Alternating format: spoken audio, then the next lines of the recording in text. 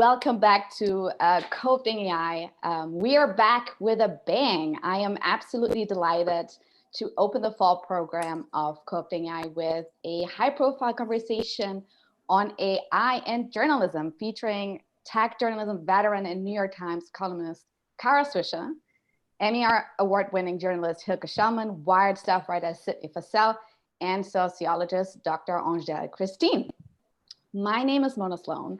I am a sociologist here at NYU. I work on inequality in the context of design and policy. I'm a fellow with NYU's Institute for Public Knowledge, with the GovLab, and I have the pleasure of building the NYU Alliance of Public Interest Technology together with Charlton McIlwain. I also teach at Tandon School of Engineering as an adjunct professor, and I have the honor of being an inaugural fellow with the Future Imagination Collaboratory at NYU's Tisch School of the Arts. Here at IPK, I convened this series, the Co-opting AI series, as well as the new series that we're hosting called The Shift.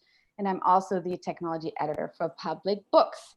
Now, this series would not be possible without the generous support, of course, of IPK, the 370J Project, and NYU's Department of Technology, Culture, and Society. Big thanks to our sponsors. Now, before I introduce the panelists, I want to pause and acknowledge that by being in New York City, I'm standing on the unceded land of the Lenape peoples. And I ask you to join me in acknowledging the Lenape community and the indigenous communities on whose land you are currently located, and to commit to beginning the process of working to dismantle the ongoing legacies of settler colonialism. Please also join me in thanking all the essential workers who work tirelessly to keep us safe every day here in New York and around the globe. And then, to borrow the words of critical race and technology scholar and my NYU colleague, Charlton McIlwain, the COVID-19 pandemic is not only a pandemic it's not the only pandemic we're suffering from. The other pandemic we are facing and have faced for far too long is police brutality rooted in systemic racism. So the last thing I'm asking of you before we delve into the topic and the discussion is joining me in 10 seconds of silence for those who we have lost to the pandemic over the last months, and those who we have lost over decades and centuries and keep losing to the violence of systemic racism. 10 seconds, please. Thank you.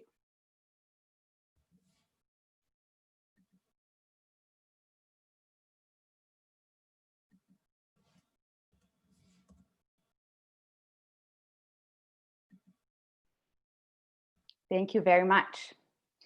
Now, investigative journalism has played a pivotal role in uncovering the ways in which big tech extracts value from communities and can pose a threat to democracy. Very important topic in the year of 2020. Tech reporting has become a central tool for conducting critical research on technology as well, and for holding AI systems and their creators accountable.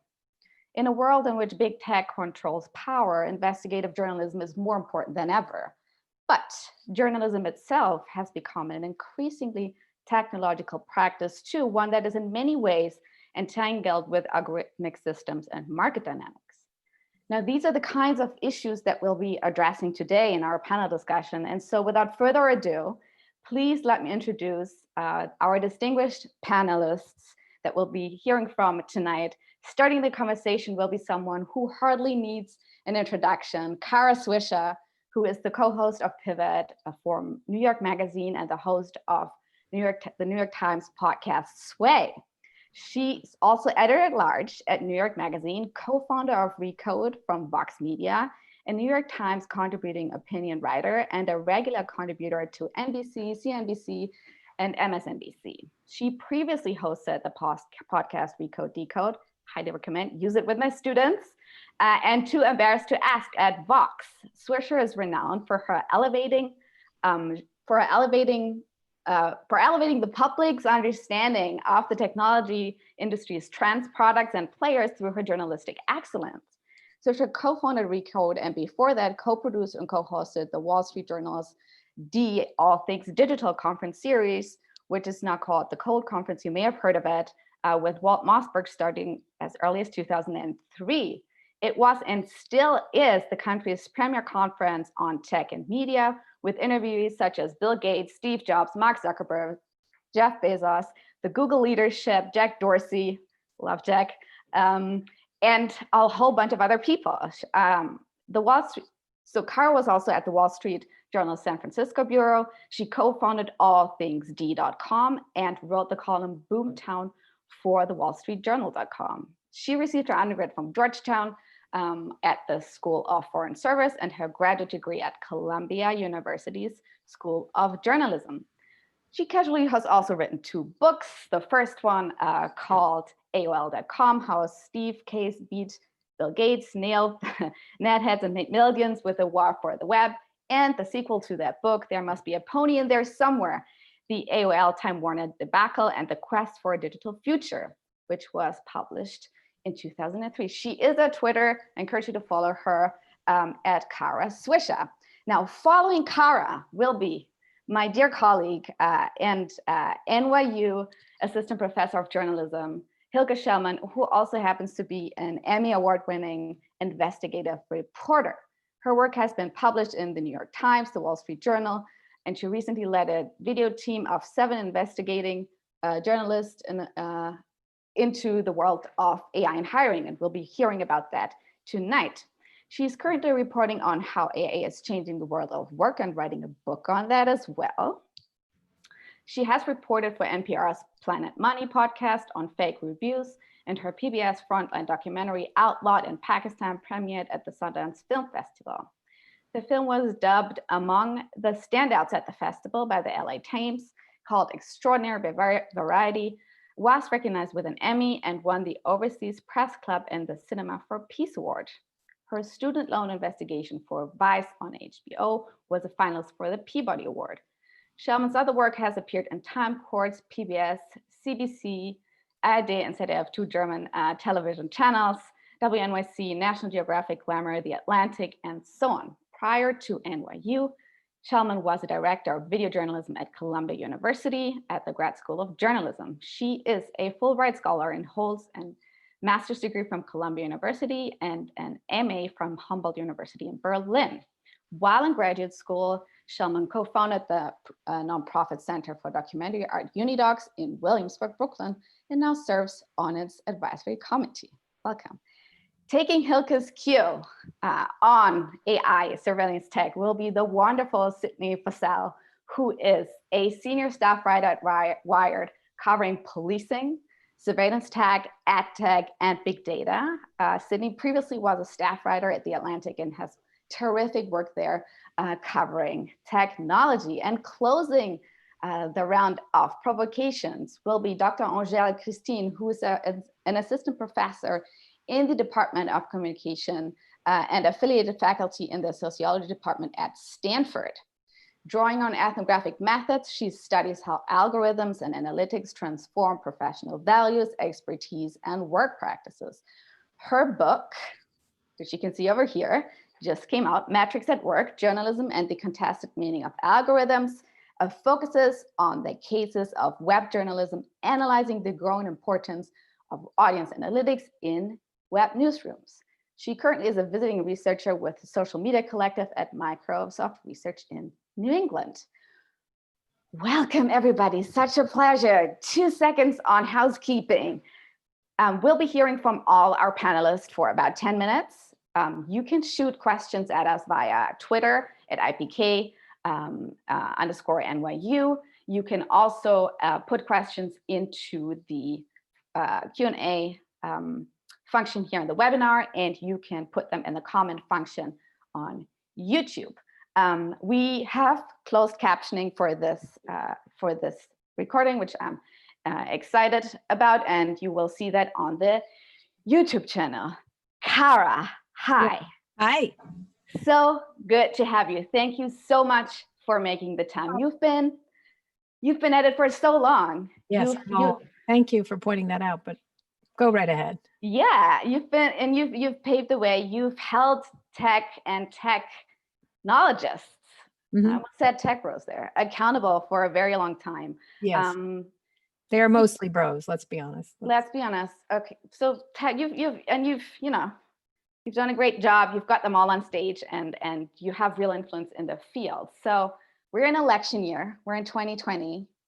And thanks to the work of you and the fantastic rest of the panel and many other investigative journalists and researchers, we now know that there is a real link between power and big tech. Mhm. What would you say are the most important issues that we have to address in the context of technology, AI, big tech, and the election over the next 2 months? Well, it's something I write about a lot and I've written about since the beginning. I was not an investigative reporter. I do some investigating, but I'm a beat reporter and I've been covering these industries since it started. So I have a lot of knowledge about them as they were when they started and where they are now. And I think it's not as if we've discovered anything. We've discovered a lot of abuses. We've discovered a lot of privacy violations. We've discovered a lot of bad managers and badly managed companies and things like that, that's not uncommon for lots of industries, by the way. Every industry has these kind of stories, whether it's Hollywood or cars or auto, whatever, or planes or whatever. I think what's happened here is the people that have begun to dominate tech are now the richest people as individuals in the history of the planet so far, and by a factor that is just incomprehensible if you're thinking about it. So that's one, is that these are the richest people on earth controlling by fiat and without any accountability the most powerful and richest companies on the planet. And add to that factor that it is largely not governed in any way. And our government, which is elected by the people, even if you don't like it, that's what it is. And even if there's problems, it is largely by the people, has no sway over this group of people. There are no laws, there are no regulations, there are very few fines. The fines that are there are parking tickets to these people, and that there's been no systemic look at this industry, which is the most powerful and influential in history.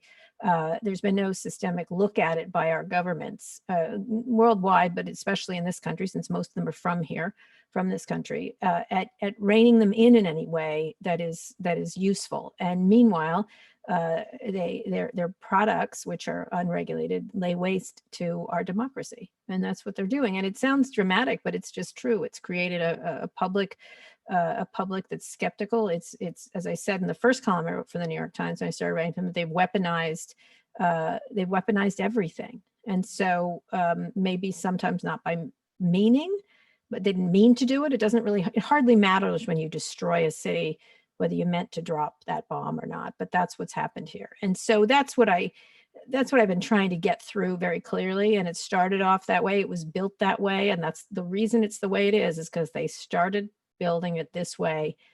And here we are, and they're unfettered, and we need to, I don't know if it's a word, fetter them in some fashion. Thanks for that, Kara. I know that you are deeply tapped into Silicon Valley culture and have seen it grow into what it is today, and how it affects our democracy and our society, as you just described. It seems that, we've had the tech lash, and we had the tech ethics lash, and we had the show Silicon Valley depict that quite nicely. Do you see a change in the culture that you are so familiar with? We've also had the tech worker walkout and all these things. Do you see that happening? And if so, into what direction? Well, I think it's a group of people who I've never seen a more powerful group of people push away power as if they didn't have it. They try to talk, just not in dressing. Even in dressing, they try to pretend they're not rich. They try to pretend they're not extraordinarily wealthy. They try to pretend they're just like you and I. Those things, celebrities are just like you and I. Celebrities are not just like you and I, just FYI. I mean, maybe a little bit, but, I think they have enormous power and responsibility, and they neglect to take up that responsibility that they have, and they tend to talk in we a lot. We as a community need to work together, when I notice the only person controlling these companies are these individuals. If it's a we, then hand over the reins to me. I've got some ideas about what we can do to fix the problem of groups and hate speech and people organizing on things like Facebook groups in order to create militias. Are you kidding me? Give it to me then if it's we. And so I think they have this sort of, there's a thing that they use in Silicon Valley, which I find extraordinarily lazy, which is unconscious bias. I think it's completely conscious. They know what they cannot pick up their fat heads from their giant, shiny, special wood tables and not see the faces of the people around them are mostly all white and all men. If they can't see that, I don't know what to say to them. It's not unconscious. And in this way, what they're doing is not unconscious. And they're just abrogating responsibility and accountability for the great wealth they've created, and more power to them if they want to create great wealth. But with great wealth comes great responsibility. And their inventions are hurting a vast majority of the people, and they need to pay for that. They need to pay, or at least be somehow regulated in a way that's responsible and keeps innovation going and allows new companies to bubble up underneath them and hopefully displace them over time, because that's the way it should be. Yeah, especially, thank you, Cara, especially as a sociologist, the unconscious bias bit is something I've come up against quite a fair bit. Such a lazy excuse for being just lazy. Use your Yeah, eye. Look around.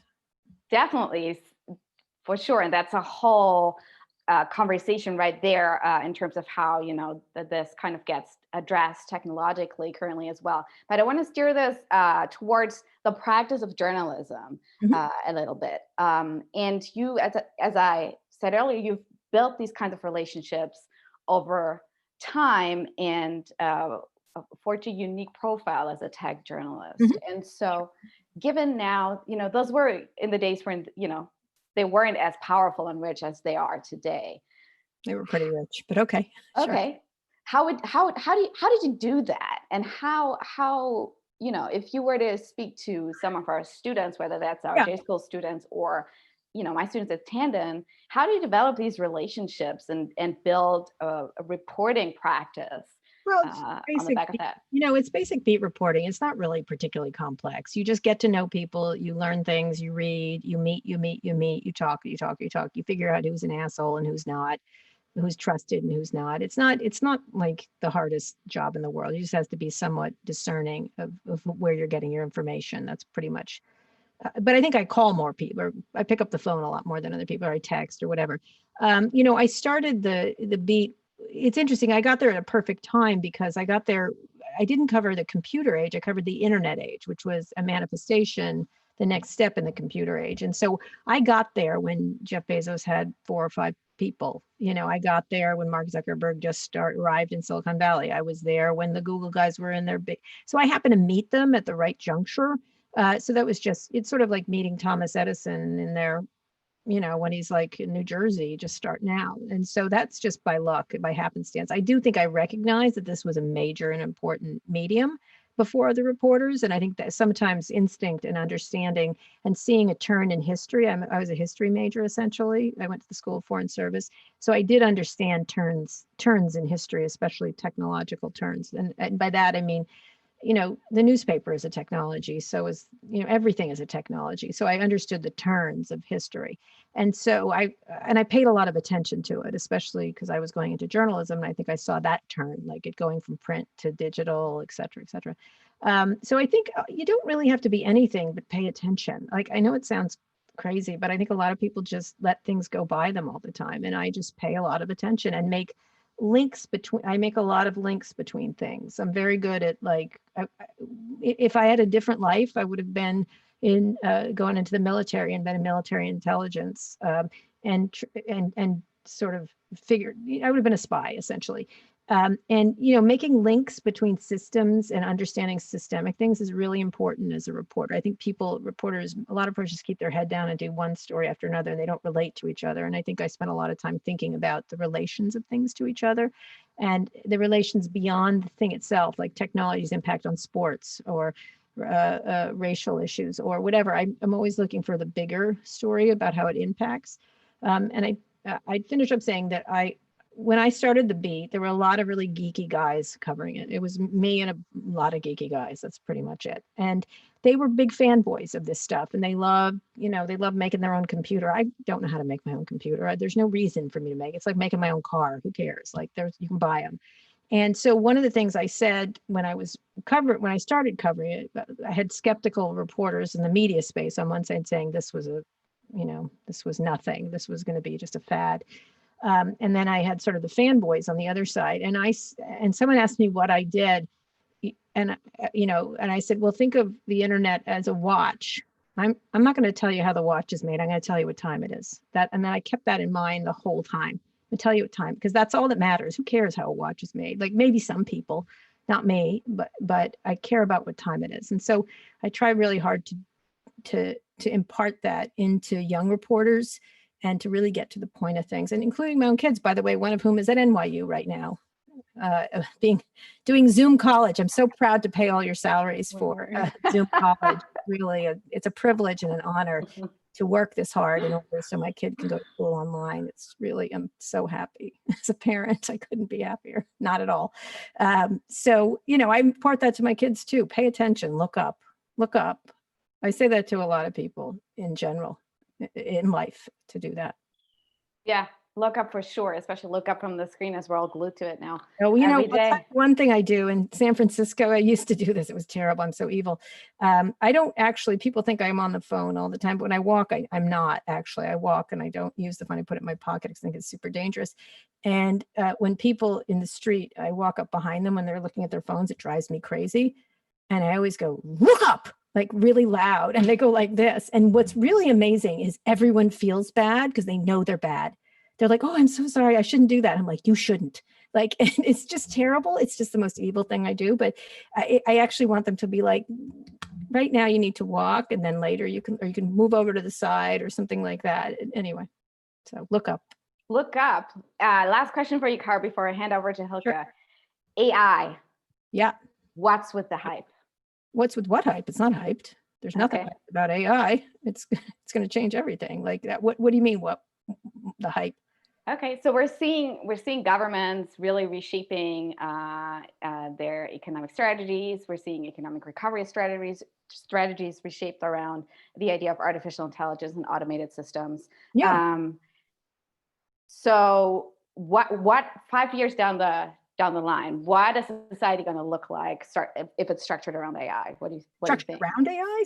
Yeah. Really structured around it. It's just going to be like, it's like saying, what up with the internet? You know what I mean? Or what up with electricity? I mean, it's going to be the language, like it's going to be whatever. I just had a really fascinating and odd and interesting interview with Elon Musk about, we didn't get to GPT-3. But I think that, he was talking about his Neuralink, where he wants to put chips in everyone's brain because we talk too slow, apparently, through our meat flaps. That's what he calls lips, meat flaps.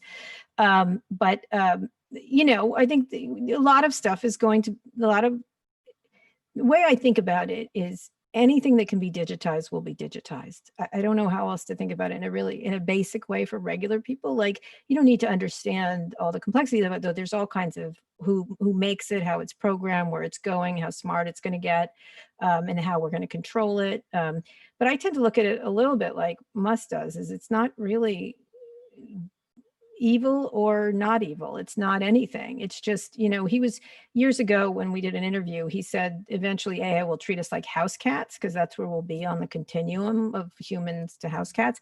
And he recently updated it to be, we're ants, and you don't purposely, unless you're a real jerk, go kick over an anthill. But if you're building a highway, you just go over it. You don't even think about it. And so it is what it is. And so we have to keep up as a human race to keep control of what goes into it, how it's used, where we depend on it, and keep the humanity part of it. But it's like sort of arguing about electricity. It's going to be everywhere. It's just how we use it, and the ethics, same things, the regulations around it. So it's not hype. It's not overhyped by any stretch of the imagination.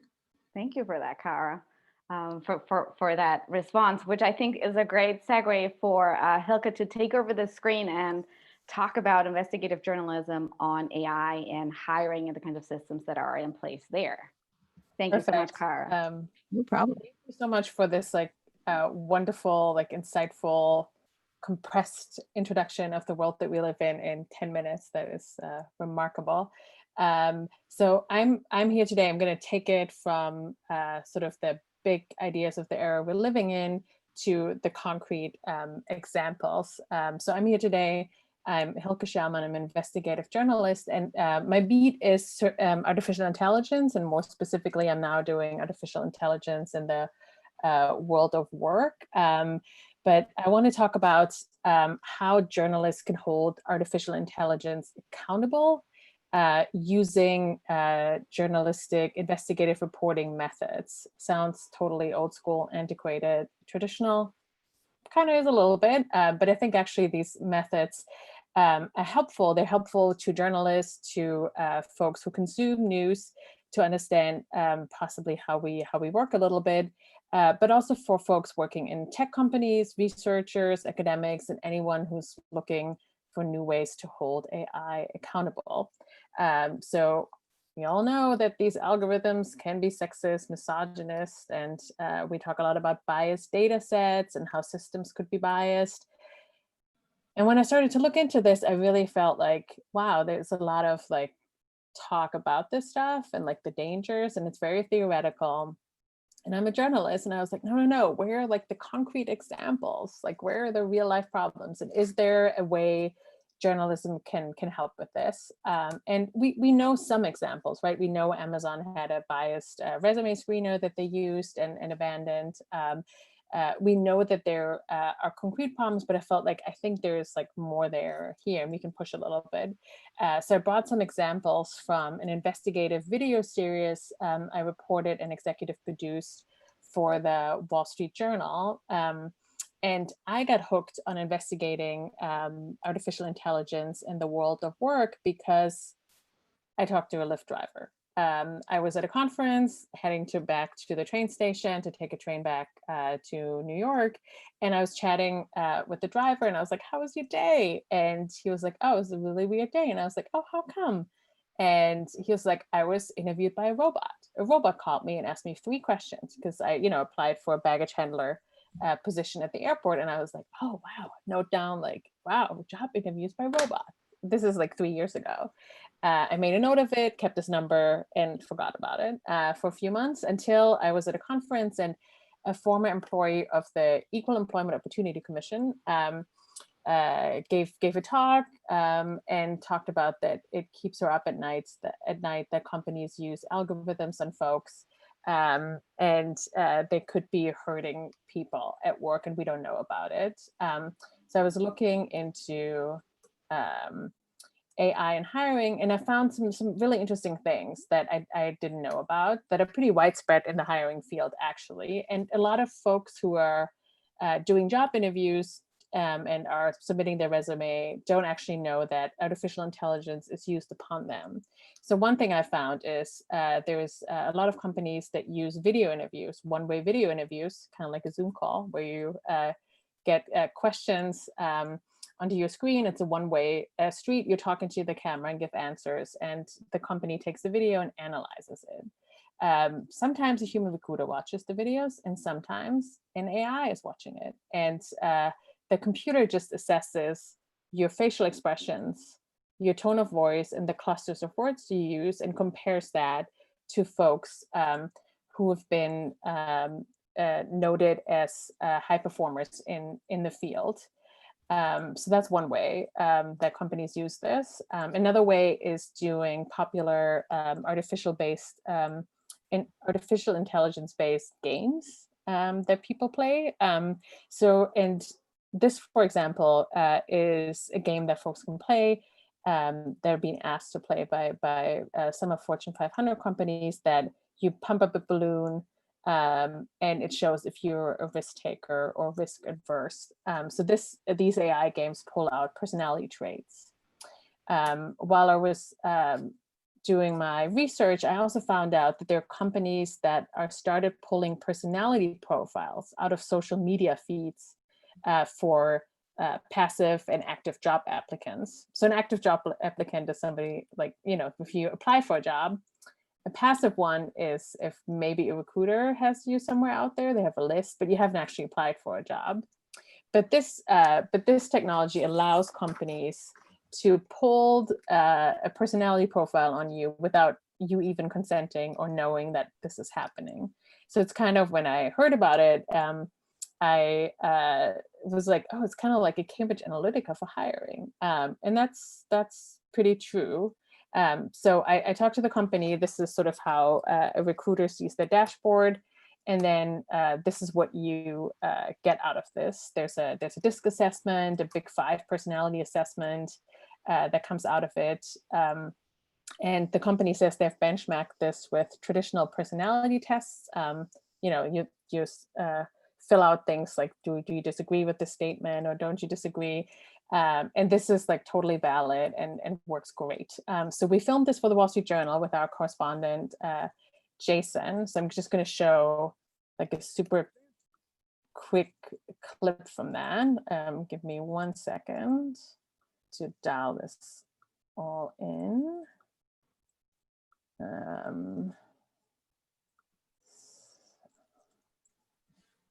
How this all works. For this role, but you looked at my profile only for 6 seconds and you didn't even go into the details that should have mattered. So what's DeepSense's sense of who I am? Jason Bellini is a person who can be a little anxious sometimes. Yeah. He likes to face challenges up front. That's true. Be decisive and achieve results. So Jason, on your DISC score, you score the highest on calculativeness here. Your score is 8 out of 10. These So are all he's telling things. us how he I scored. just wonder, in terms of the picture that you're getting, how companies are going to be confident that it's a real reflection of that person's, of a personality. So I know that most of the times it's telling me the right thing. You know, we've benchmarked ourselves 75 to 80% accurate. Traditional assessment, a questionnaire-based assessment, around 82% accurate. Kalkat's referring to questionnaire-based personality assessments, which have been around for decades. I actually did one of the personality tests. Yeah. It's the one that DeepSense uses as its benchmark.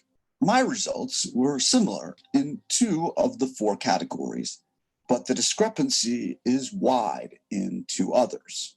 And how confident are you that DeepSense is giving me a more accurate score than one of these personality exams? See, based on both the results we have, so DeepSense is 75 to 80% accurate.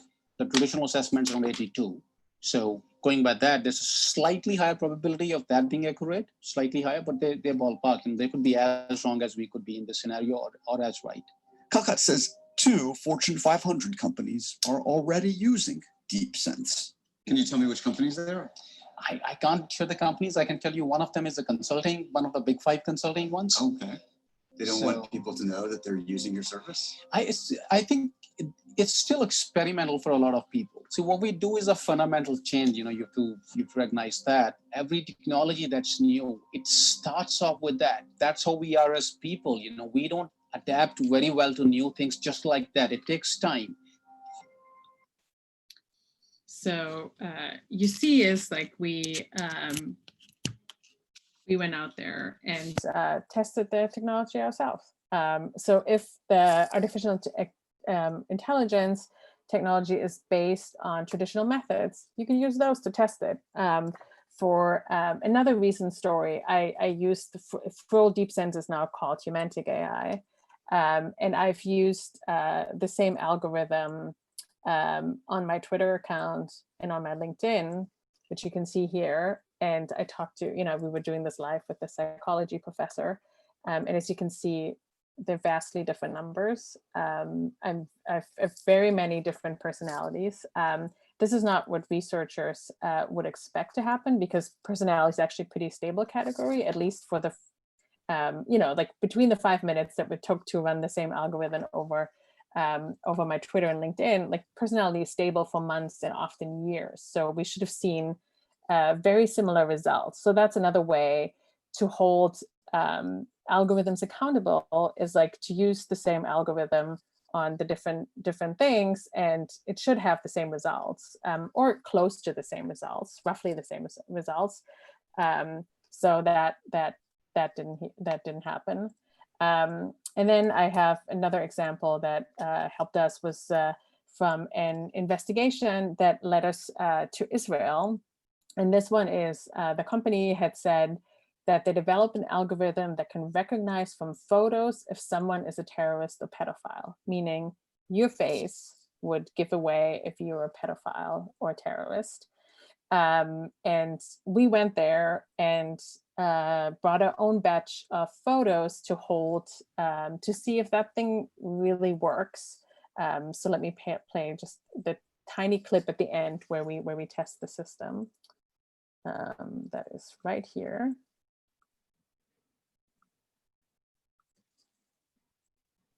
Oh.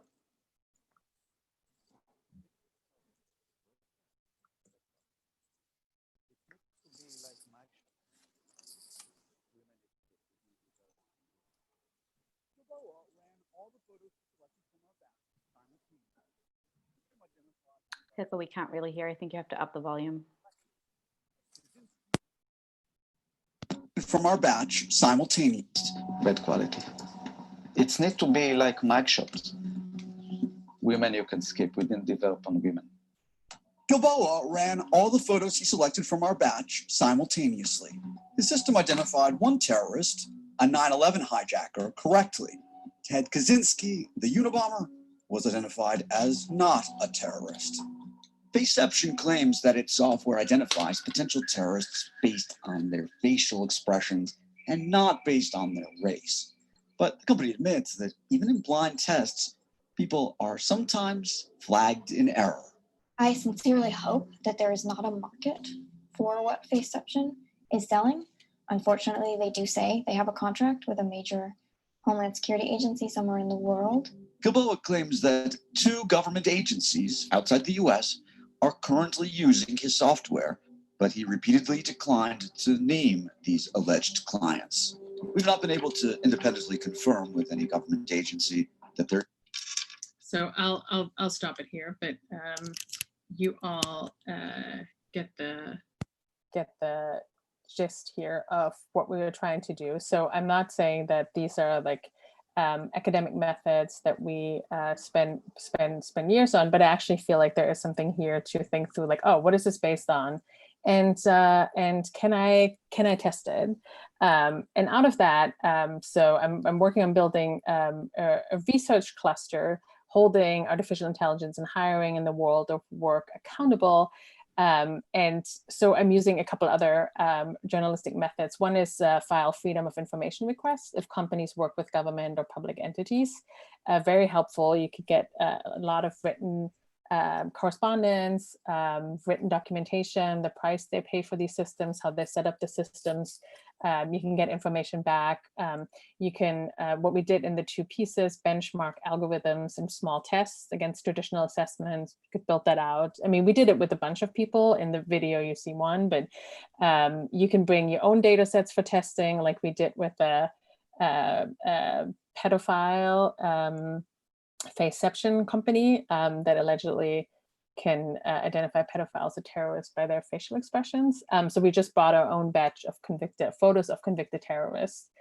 And then you could test algorithms against each other, which I've done in other pieces, because if they all are supposed to find our personality, well, then most of them should find my personality, and it should be all very similar. For example, that's not the case. And that's it. Thank you so much for listening. I'm looking forward to your questions. Thank you so much, Ilka, for giving us insight into investigative journalism, AI, and hiring. Sydney, take it away, please. You've been doing similar work on surveillance tech and have a thing or two to say about journalism and surveillance technology. Absolutely. And just to start off, thank you so much for inviting me to the panel. Super distinguished guest here. And I'm just really, I'm impressed and amazed. But so yeah, just to go ahead and get screen sharing going. Okay, well, good. Yeah. So just to sort of start off, I was really interested in beginning with this framework of this concept called intellectual debt. Intellectual debt was coined by Jonathan Zittrain. He's a Harvard professor as well as writing for the New Yorker, and he coined this phrase intellectual debt to refer to, just to sort of like summarize it, answers first, explanations later. With technology specifically, we're in a situation where we buy or purchase or engage with technologies when we don't actually know how they work. And so the article itself really dealt more with like AI, machine learning, and how obviously you don't always know how or where the inferences that AI comes up with. You don't know necessarily where it came from, but you sort of have to trust it and like do the best that you can. But for me, like I'm interested in sort of applying the same idea to society. So I believe that we're all in a type of social intellectual debt in which we've all begun to engage with and rely on these different technologies, these different algorithmic systems, but we don't actually know where, you know, the logic that's involved in it, and we don't actually know where we're going with it. And more importantly, we don't really know the costs of the thing. We don't know the cost of these hyper technical, you know, mostly algorithmic systems. Next. And so intellectual debt, I believe, does 4 different things that obscures essentially our social reality. It obscures how data is collected, where our data goes, victims of different types of algorithmic misuse or algorithmic bias, and this is very important, it obscures human labor because there's humans as part of this process. And I'll go into all of this throughout the presentation. So a few years ago, there was a lot of coverage of this new delivery bot. I'm in San Francisco. Delivery bots were sort of all the rage in San Francisco. And there was this thing called the KiwiBot, which you can see, it's adorable. It's a food delivery bot that quote unquote is teaching itself how to deliver food. So you get a burrito, delivery bot drops it off, you know, wonderful. And so they were getting all this great press for about a year. And then this article came out, KiwiBots wins fans at UC Berkeley, slow speeds. And then this is like much further down, I think this was the 13th graph. The KiwiBots do not figure out their own routes. Instead, people in Colombia, the home country of Chavez and his 2 co-founders, plot waypoints for the bots to follow, sending them instructions every 5 to 10 seconds on where to go. As with other offshoring arrangements, the labor savings are huge. The Colombia workers, who can each handle up to 3 robots, make less than $2 an hour, which is above the local minimum wage. So referring to what we were saying before about intellectual debt, there was all this great coverage that AI was teaching these robots how to get food for us of its own art. And we were ignoring that there was an entire class of people who are making $2 an hour, working not with multiple robots all at the same time.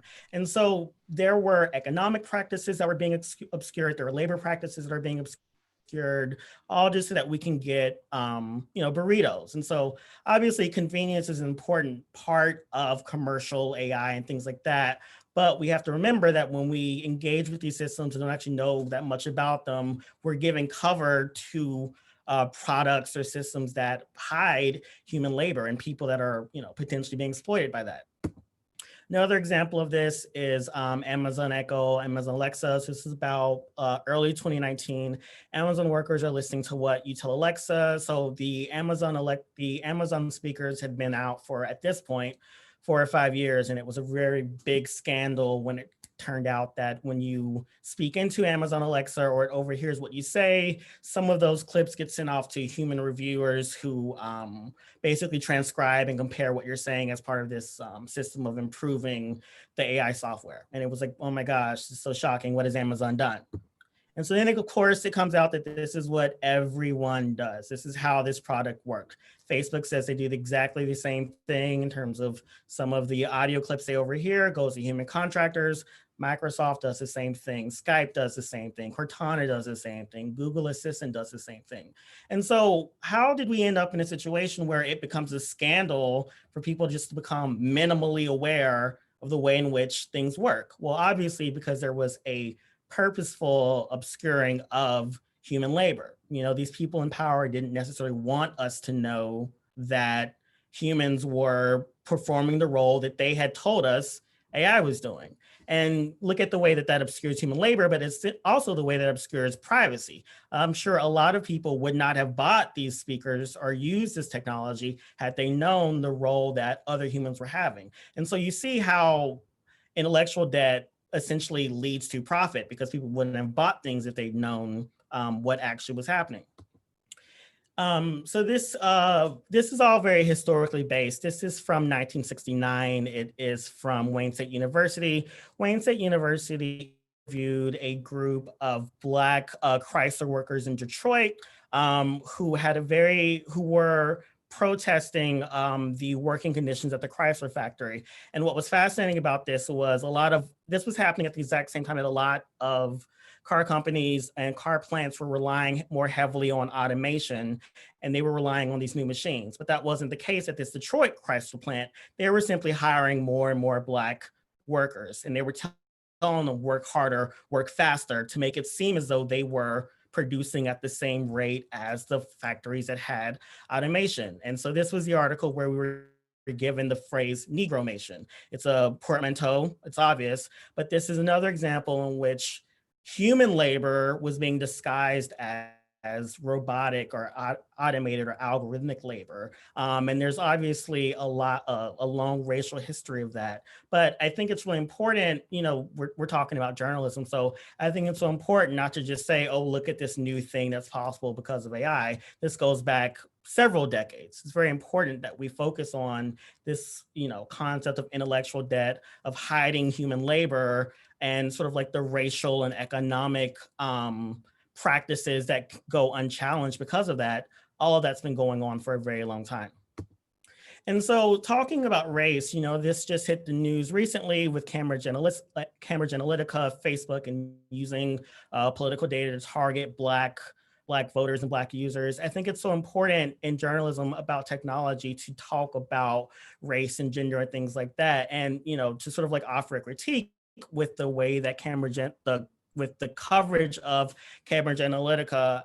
The main thing I want to say about this is that it's an oversimplification just to say these companies are targeting Black Facebook users, or these companies are targeting Russian users. There's not Black users or Russian users. You register for the site, it records your behavior, it profiles you, it characterizes you. It's so important that we remember that racialization is a process, the way that personalization is a process. The same way that they, read all these ads and they learn your behavior and they're learning what you like and they create a profile on you. That is a racializing act. And because of that, you can then be targeted by these third parties and things like that. And I think it's so important to remember you're not just born, or you don't register for the site and just become a Black Facebook user. You register as a user, and then that process starts, and then you're characterized as such. So instead of just saying, oh, you're a user,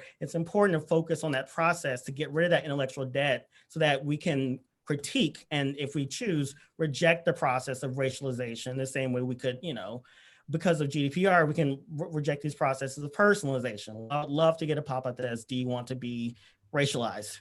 Because that's what's happening. We use the shorthand of, do you want your data to be personalized? And so sort of like two examples that I find to be sort of like perfect summaries of what we're talking about are Project Maven, which was a Pentagon contract that Google had, as well as Project Dragonfly, which was a project that was created, but allegedly never put in effect, which was a censored search engine coming out through Google. Those were examples where workers were the ones who were leading the charge, who were talking to journalists, who were coming out and saying, this doesn't fit our values. And I think this is probably the best example of what happens when you don't allow companies to capitalize on intellectual debt and make it seem like these products sort of like spring forth form. They don't. They come through like a collection of people, a collection of workers. There is human labor, there is humanity, and it is through engaging with these people and sort of like asking them, what are your ethical values? What do you believe, et cetera, et cetera. You can do things like say, this shouldn't be out there. There should be more public criticism of that. And I think not just in talking about the humanity of the workers, but also it shows you this is so much more than just cool products or gadgets or things like that. These are military contracts. These are international contracts, which goes into what I wanted to sort of wrap up with, which is technology and policing. This has always been my focus because for me, I've always been amazed by the ways in which commercial surveillance and commercial tools become policing tools much faster than we're even able to recognize it. And so, Amazon just announced Halo, the fitness band that scans your body and voice and can, says it can make inferences about your emotion and things like that. And then British police are using facial recognition that detects your mood. Well, whenever I think about policing and mood and things like that, I'm thinking about the story we're told over and over again that, oh, I feared for my life because this person was so angry, or like, oh, I had to reach for my gun because this person made me afraid, or things like that. And so when you create these tools that are able to categorize people's emotions, you are creating systems where it's like, oh, well, we can say that this person was angry or was violent or was threatening. I think that there's so much intellectual debt that's unquestioned that it allows people to, it allows these technologies to go uncharacterized or to go unquestioned. There's just this veneer of objectivity that simply because they are technological tools. And so when they say that they can do things that are subjective, like detect your mood or things like that, when they cross over into the policing space, which all commercial technologies do eventually, it becomes a matter of life or death. And so I think the stakes are very, very, very high for commercial tools, which we think of as just being sort of like goofy gadgets, but are in fact very, very, very, very serious tools that can actually have life or death effects. Similarly, things like Fitbit, things like smart speakers do the exact same thing in terms of like the data that they collect. We have to have that transparency about where that data is going, what they collected, because it's not just going to Google or Amazon or whoever, it could be going to the police department. And I want to sort of end with, there was a bill going through the New York legislature a few months ago in which the chief of police said that, oh, it's really important that we don't disclose all of our surveillance technologies because, the wrong people could find out about them and then counteract them, which to me is a way of saying it is our ignorance that makes us safe. You are safer the less you know about it. And so I think that is not that dissimilar from what you'd hear from a lot of these big tech companies. And so I really encourage, listening to think about the overlaps in the ways that policing, these state structures want to capitalize on our ignorance and promise us safety, and how these different commercial entities want to capitalize on our social and intellectual debt and promise us convenience. In either cases, it's unacceptable. And just to sort of like wrap up, thank you so much again, Mona, for having me. Thank you so much for this terrific presentation, Sydney, and sort of making link between racialization, profilization. Really food for thought, and really looking forward to taking that cue and bringing it back into the space of, how do you think about that as a journalist, and how can we get the next sort of crop of journalists to look at these issues. Angèle, please take us away. You've looked at how journalists work with these systems and work with metrics across the Atlantic, France, and the United States. And please take the stage. Yes, I will. 1 second.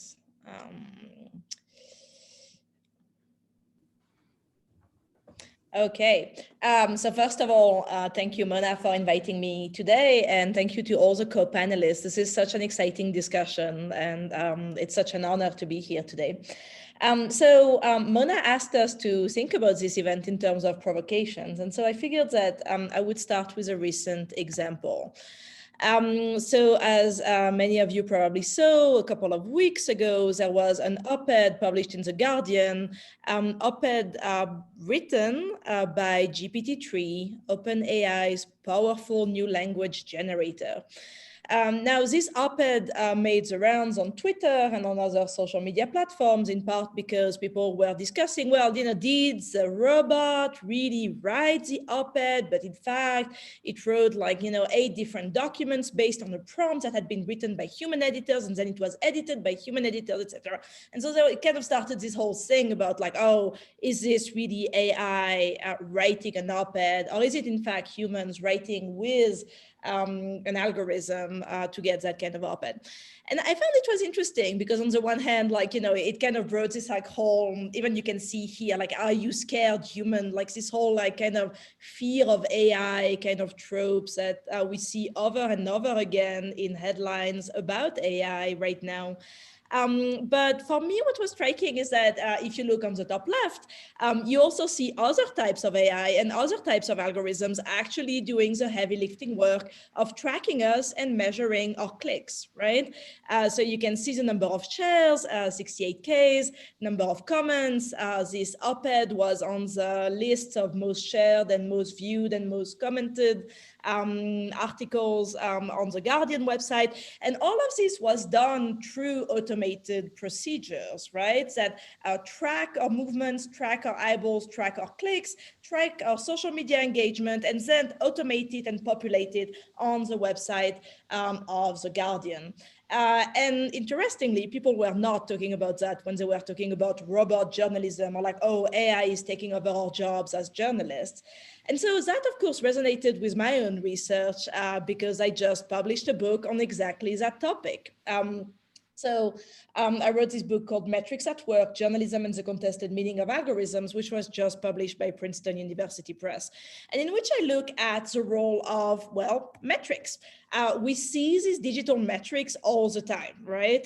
They are kind of part of our digital lives. They're kind of the background of our screens, and they're so ubiquitous that we almost never pay attention to them anymore. Or when we do, either we tend to see them as like vanity metrics, right? It's like, oh, how popular I am, right? Like that doesn't mean anything probably. Or if we're so inclined, we see them as a case of surveillance capitalism, to use Shoshana Zuboff's expression, right? We are being tracked and this is problematic, and all of our metrics are used for monetization. Now, I wanted to tackle this question of like, what is the work that metrics do and how do we as users make sense of metrics? And to examine this question, I took the case of journalism. Now, journalism, many readers still have that kind of images in mind, like, right, very white, very male, very print with a typewriter and a cigarette. But more importantly, as you can see from the pictures, this kind of like mass media kind of mode of communication where few journalists shapes the content that many readers are going to see, right? And you can see that with all the businessmen kind of commuting to New York and reading the newspapers in the train. Now, what's interesting about that last image, the newspapers, readers in the train, is that, of course, readers couldn't really talk back to journalists, right? They could through letters to the editor, but that was kind of the extent of it. Whereas now, of course, we can through clicks and metrics. So when you look at how journalists kind of make sense of these metrics today, you have to look at how what's called analytic software program, and here I'm sure that the journalists on the panel know very well what that is, but the audience may not, analytic software programs that provide detailed metrics about what readers are doing on any given website at any given moment. And so in journalism, typically, these programs look like Chartbeat.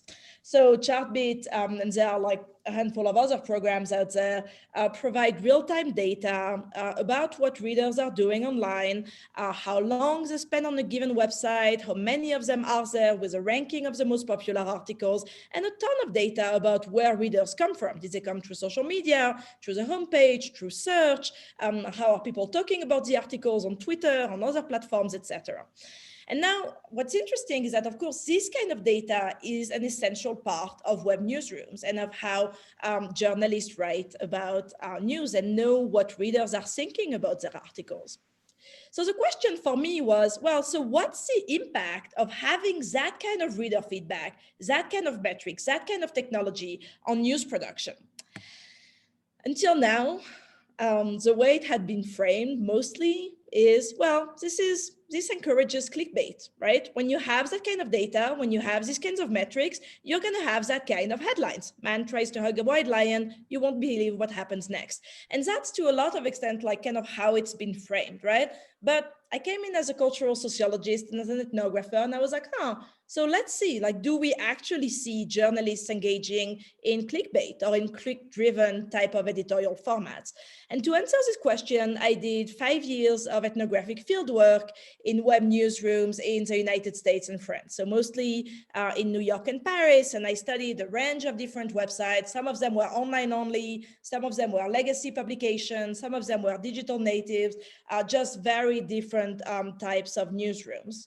I spent a lot of time with journalists. I interviewed them, I had lunch with them, and I observed what they were doing when they were looking at screens and when they were doing at metrics. So based on this kind of data and on this field work that I did from 2011 to 2016, what did I find? And did I find that indeed having this kind of technology and having this kind of real-time analytics changes the way in which journalists do their work? So a couple of findings. First, well, yeah, a bit. So one of the things that emerged very clearly from my analysis is that when looking at kind of news production online, there was a big change between, shall we say, the late 2000s to the 2010s. And so the late 2000s were like this kind of like utopian, like new frontier. Oh, we're going to reinvent journalism and change the way in which we communicate with readers, right? Everything's possible. We're going to do multimedia. It's going to be so much fun.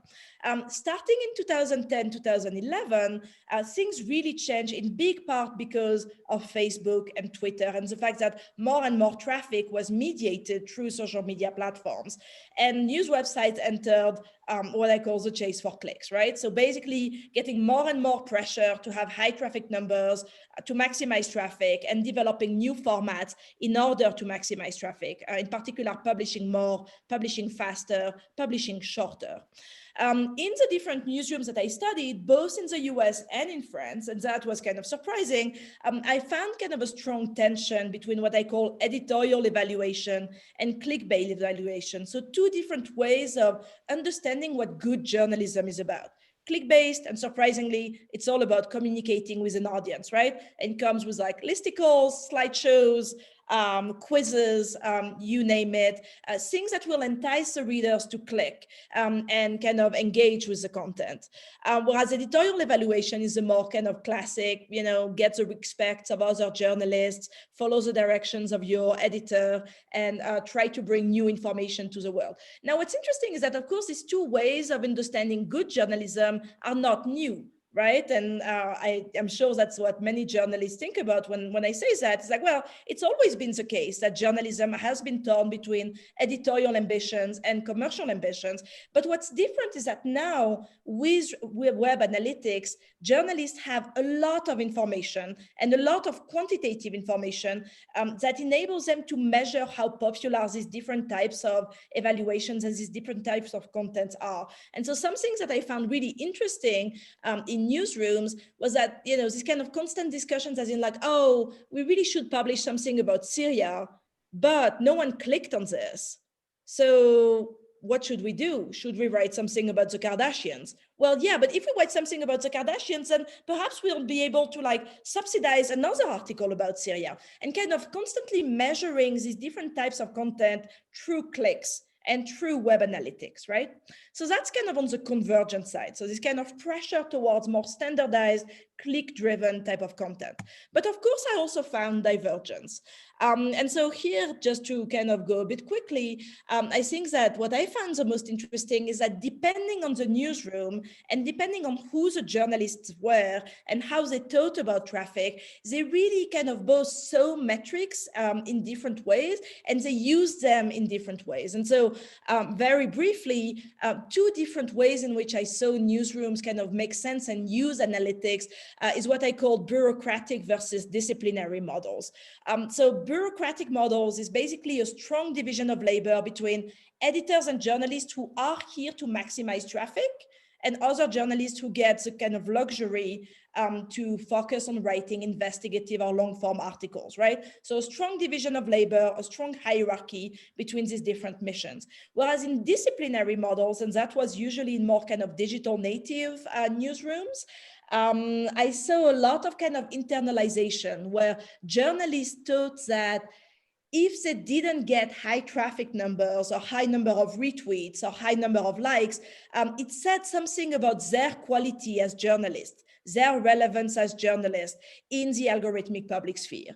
And that in turn kind of led me to thinking about like the fact that like journalists really, when they look at audience metrics, they see different things. And depending on who they are, where they come from, and the kind of newsroom and the kind of countries they work on, they're going to see either market pressures, because obviously traffic metrics mean money, because that's how monetization happens. And that's how many newsrooms kind of make money, right? Through advertising revenues that itself based on traffic, but also algorithmic public. And that's kind of the idea that, well, if you're a journalist, you want your articles to be read, right? What's the point of reading the articles, of writing the articles if no one reads them? And so having high traffic numbers is not only about market pressures, it's also about reaching your audience, reaching your public, and kind of participating in the public sphere. Just to wrap up, another way in which I saw the impact of web analytics on kind of journalistic production is also at the individual level. And that was particularly clear when talking with freelance journalists. So freelance journalists cared a lot about metrics. They still care a lot about metrics, but they care about specific metrics, not so much page views, but more number of Twitter followers, right? And so for many of the journalists I talked to, they kind of saw a measure of their status and of their relevance and of their influence based on the number of Twitter followers that they have. And so they would follow their number of followers and be like, oh, I really need to get to the next level, because really when I get to 20K, I'll be able to charge more for my pieces, right? Because editors will know that I have this built-in audience that follows me from one publication to the next.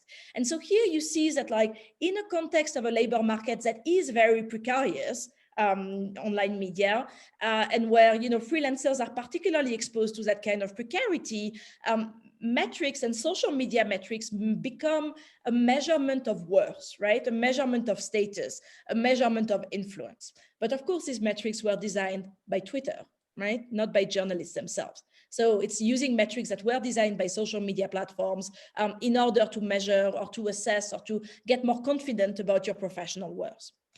So let me finish with three kind of small provocations in like trying to think about technology and journalism together. And so from the panelists, we've heard a lot about how journalists cover technology, right? But here I'm trying to decenter a tiny bit.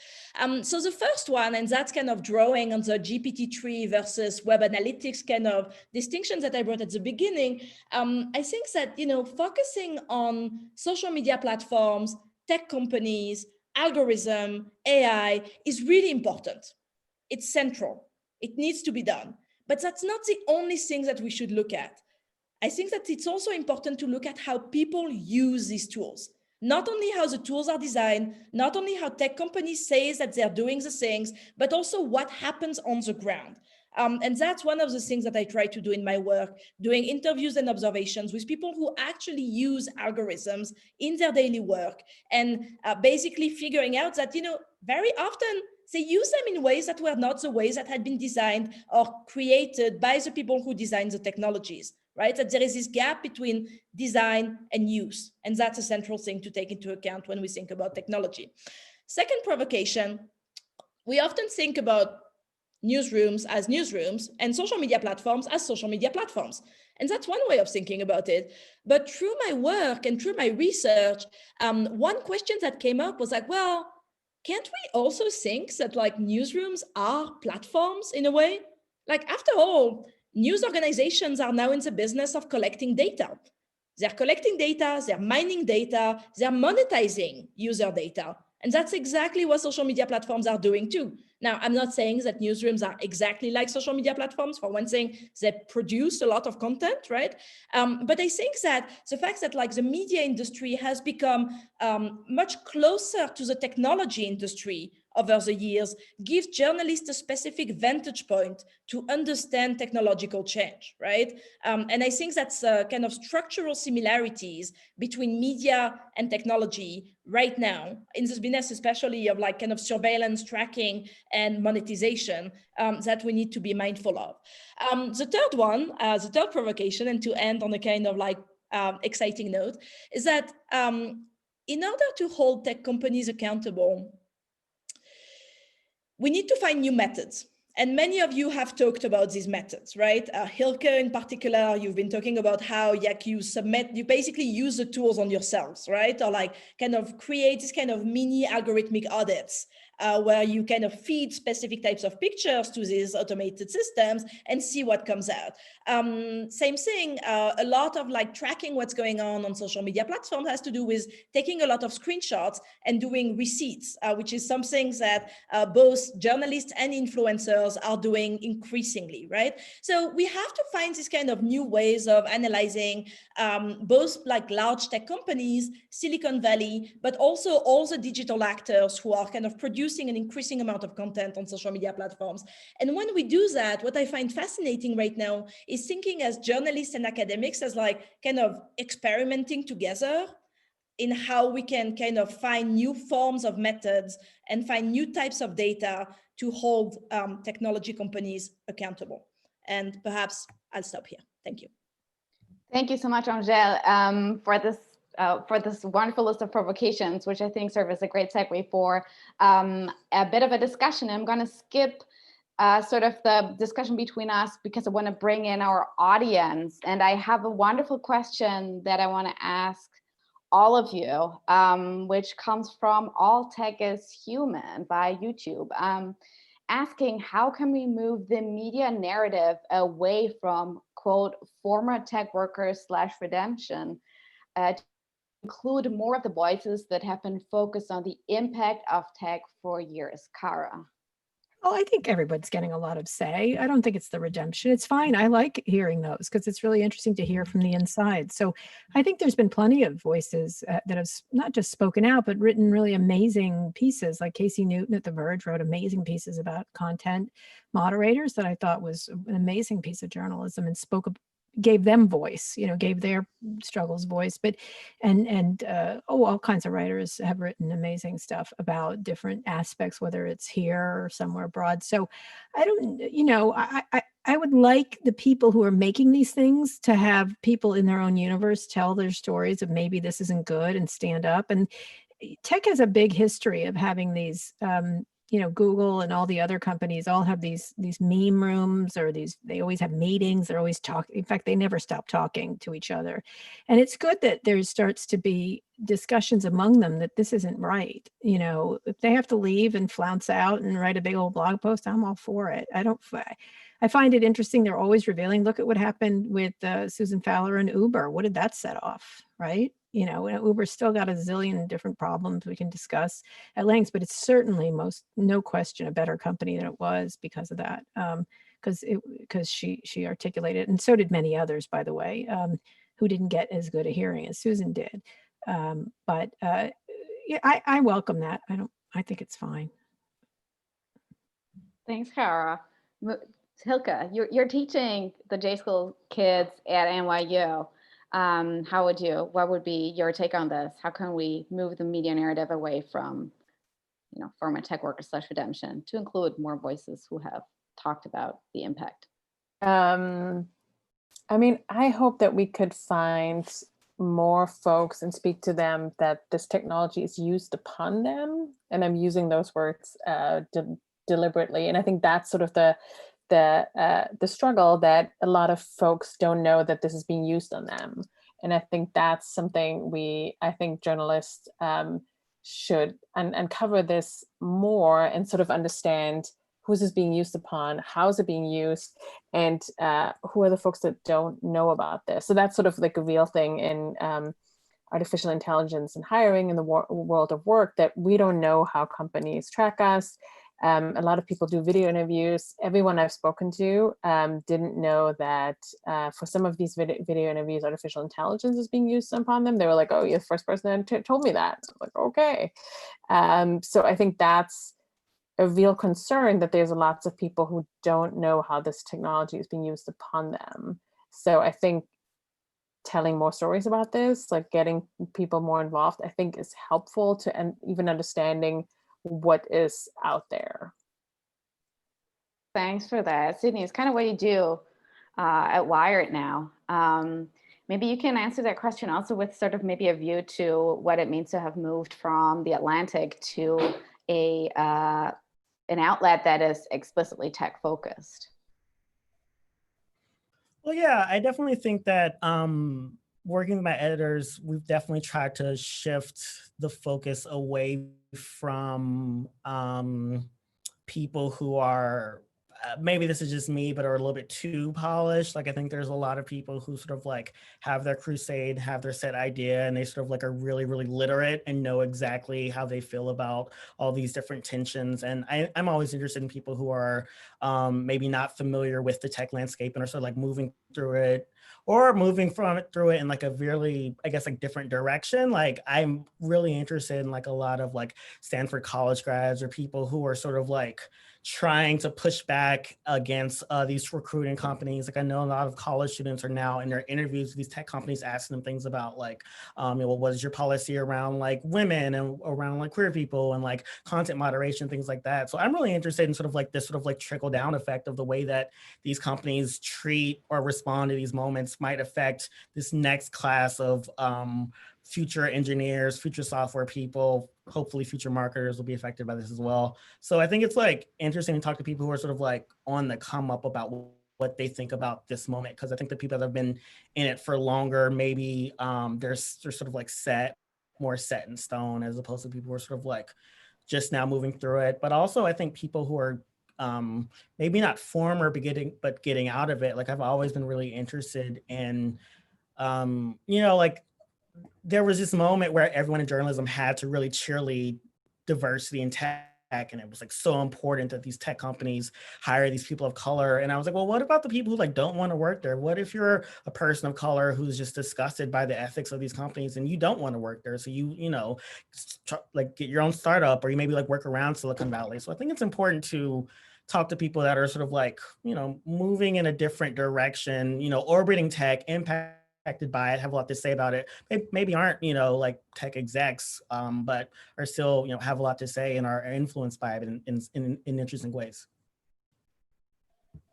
Thanks so much, Sydney. Angèle, you've kind of observed change happening to the newsroom for 10 years. You did your ethnography for 10 years. How would you respond to the question and sort of the input that Kara, Hilke, and Sydney just given?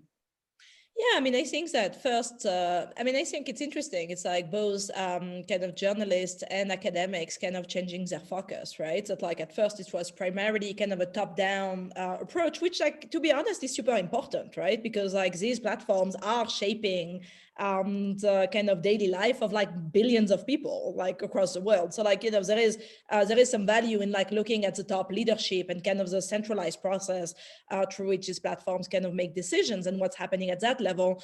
But you also see both on the kind of media side and on the academic side, much more work being done on like, well, like the ghost workers who actually make all of these systems work, the ways in which different communities are impacted differently, you know, by these systems. And also, I think, and that's something that we haven't talked as much today, but also the fact that like the debate about tech is primarily US centered at this point. And, you know, and there are, again, good reasons for that. Many of these platforms are based in Silicon Valley, for better or for worse. But obviously many of the users, many of the workers, many of the developers are based like all around the world, right? And so what's going on beyond national borders? And I think that these are kind of discussions and debates that like are happening. And I will say that I'm really encouraged when I see my students at Stanford, and especially all my undergrad students, who, when I arrived 5 years ago, were all going to work in Silicon Valley and were all majoring in CS. And that was just the end of it. There was no question. A bit like before I went to Princeton, well, everybody was majoring in finance and going to work at Wall Street. Well, Silicon Valley is like the equivalent, right? And what's clear is that 5 years later, the discussion has changed quite a lot. And there is much more interest, well, first for the kind of ethical side and the kind of fairness and accountability side, but also for kind of hearing the complexity of how these systems play out for different social groups, different communities, different countries, etc. So that's really encouraging.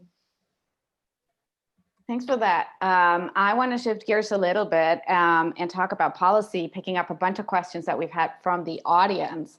Kara, if there was, you've talked about the need for regulation and policy, very crucial now, of course, also with the debate tonight. If there was one policy change that you could make regarding big tech, what would it be? Or are there any specific plans or proposals that you would endorse or feel most strongly about? And then I have a specific question. What do you think about the plans to reform Section 230? Yeah, 230. I would like to back up. If there was any regulation, that would be nice to back it. There isn't any. There isn't any. I mean, they're like to speak. I mean, they have to follow basic rules like, don't litter or whatever the rest of us have to follow. But in general, there's no specific regulations that are really heavy on the internet industry over anybody else. In fact, they have less so because of Section 230, which gives them broad immunity. It's much more complex than just giving them broad immunity. It was critically important to the development. It's very important for keeping live platforms and platforms, that everyone, but they have no, not just accountability, but legal liability. And I think that's where I would begin, would be the reform of 230, not these boneheaded right-wing things that are they're just so up. They're up that weird conservatives are being biased against Ali that just doesn't exist. There's, again, no proof. It's sort of like the TikTok thing. As much as I'm concerned about China, there's no proof. I mean, but that doesn't stop them. There's zero proof that we aren't hearing from conservatives. They never stop talking. So, and they're always on all these platforms and they never stop saying awful things on these platforms. So enough with that. But they're directionally correct, as it was in the recent hearings with David Cicilline, and we're around these issues because there was a lot there, especially these emails that Mark Zuckerberg had written about land grab and neutralization, which is words that sound Bill Gatesian to me, as I covered that trial, so I remember. So I would think there's four things. One, regulation, privacy regulation, all kinds of stuff like that, all different regulation, the reform of 230 in some way that's intelligent and speaks to the modern age and also protects innovation and protects a lot of the innovative companies and doesn't hurt small companies at the expense of the big ones who have plenty of lawyers. Fines, I love a fine. Nothing is better than a fine. And the fines at the FTC gave, I called a parking ticket in the New York Times. I wrote a column about it. And then use the money for the fines to actually fund the FTC and the Justice Department. The people that actually are going to do this, they have no money. I mean, they have more PR people in one office of Facebook than they do in the whole FTC. It's crazy that the numbers are too hard. And then think really hard about antitrust, because there's several different areas. And then just basic regulations. I like the Apple App Store thing seems like a regulatory fix, and then involve state and local governments because, state attorney, nothing is more annoying than a state attorney general who wants to get reelected. So that's always good, and can really bring a lot of stuff to bear. And around, say, the opiate cases, that was the case, and things like that. And then just citizenry saying enough is enough. Enough is enough with this. I think that would be, it's going to be a multi-pronged approach and a global approach. And that's how I would look at it. So it's not as easy as saying one thing. Thank you for that. I'm going to take that cue and ask Sydney, because I have a sort of cluster question for Angèle and Hilke. Citizenry, Kara just mentioned. In the context of surveillance tech for policing, how do you see the role of journalism within that, enhancing that, and also across different platforms, as Angèle just sort of presented, literacy across different platforms. I know Hilke, for example, is also a video journalist, really. So how do you see the role of journalism in enhancing citizenry? with regards to Mm. tech and pushing or critically reporting on tech regulation, maybe not just within the US, but beyond the US as well? Absolutely.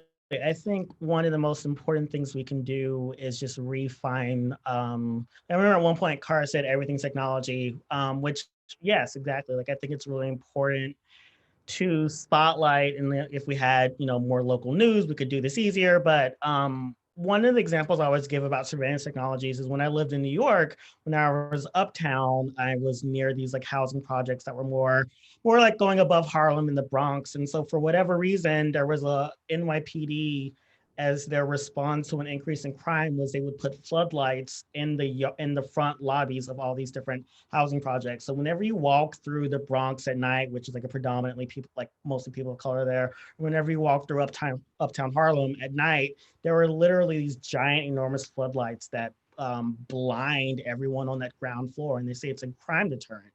And so I think it's really important that whenever a person in that neighborhood Google surveillance, the first thing that's going to pop up is going to be all this stuff around data collection and GDPR and privacy, and like all those conversations are very important. But I think it's really important that we get people to connect the things that they see in their lives with these different conversations that we're having about, big tech, because the same thing is an imbalance of power. The same way that your landlord installed facial recognition tools and surveillance lights, and they're spending money on CCTV and all this stuff, is the exact same thing with the way that these companies basically, like you say, get those parking tickets and ignore all these different ways that they could rebalance. So I think first and foremost, it would just be to sort of like make it more apparent for people that these, the different ways that they interface with technologies are imbalanced. And that's part of a spectrum of intellectual debt, of oppression, of people capitalizing on our ignorance as, as like a big tech company versus a landlord versus an employer, or like, a university that makes you download some stupid contact tracing app that, you have to give over all your permissions. Like, so just making those connections clear, I think would be really important to keep people engaged. Thanks for that, Sydney. I want to take that, and sorry, I'm going to jump to Angèle because I have a specific question for you. Angèle, you looked at metrics, but you've also done sort of cross-cultural research. You looked at reporting and journalism cultures in France and in the US. And so I wonder what your take would be on what Cara said about citizenry, what Sydney said about connecting the dots to sort of what's at your doorstep. With regards to regulation, because we do know that, for example, in Europe, there is sort of a different culture around regulation, different kinds of expectations. How do you see that connecting the dots in comparison to the US? Yeah, that's super interesting. I mean, I think that it's interesting. I think that, like, on the one hand, because digital tech is primarily kind of centered in the US, and kind of tech coverage has been particularly active in the US because, like, the US got an early start, right? That in many ways, coverage of technology in other countries has kind of followed suit a bit. And so the kind of American coverage of and kind of ways in which kind of things get framed very much kind of crossed borders. That said, and I think that that's something where, like, indeed, different parts of the world have different approaches to that. In the US context, in the EU context, the ways in which kind of media organization kind of shape kind of tech stuff is really interesting because it has a lot more to do with the right to be forgotten, for example, right? Or about how, as publics, citizens have a certain amount of rights that kind of have to be taken into account. And the way in which it's framed is very different from, like, for example, the US conversation around privacy. And so that kind of is something that I've been kind of thinking a lot about, which is like how the framing in terms of privacy right, which has been so prevalent in kind of US coverage of tech, doesn't translate that well to other kind of legal frameworks, right? And how other frameworks, for example, in the EU regarding kind of GDPR regulations are really changing the ways in which especially states feel responsible for implementing a range of kind of tactics and strategies for disciplining platforms or regulating platforms, for lack of a better term. Sorry, meandering answer, but I do think that like as like countries kind of get kind of more mature regulation systems kind of over the years, the way in which the coverage of tech will take place kind of depending on the national context will evolve in kind of different ways. And I think it's probably a good thing. Thanks for that, Angèle. Hilke, do you have tips for uncovering company contracts with the government or with problematic tech companies, especially while tracking name changes, mergers, and acquisitions? That's the last question before we do a lightning closing round, because we are coming up to the end of the event. Absolutely. Sorry, we have a problem with the childcare at 6:30 is over, so I'm having the baby. Frida wants to answer the question too. So I think to uncover that is to find the connection between a public entity, a government entity, a school district, or something like that, who's using one of those contracts, and then you can file freedom of information requests. And I've gotten billing documents, so anyone in the United States and even outside the United States can ask for those records. You might have to fight for it a little bit, but there are journalism organizations and freedom of information request organizations that help you fight to get those records, unless there is some sort of secrecy around it, right? It's like incredibly hard to get military spending records and contracts. But for other things, there is a way that a lot of Americans, and I think a lot of folks around the world don't know about, that you can ask for those specific records and those emails and how they set up the system, how billing is done, how much these things cost. And it's incredibly helpful to get access to those systems. And frankly, some of them put it on their website. Like I remember the Detroit police put up their contracts with the facial recognition software that they got into trouble with because they misidentified someone, their algorithm misidentified somebody. Those, I had looked at those contracts years ago, and I was like, oh, look at that, interesting. So you sometimes have to just find it. But we are lucky that a lot of these things are out there in the US. Great tip. Thanks so much for that. And I'm gonna ask one closing question to all of you. For J School kids, for people who want to get into critical tech journalism, what is your one sentence of advice, Kara? Be curious and get going. Fantastic. Sydney? Work very hard, make lots of connections, and it's okay to make mistakes. Cool. Not too many. Fair.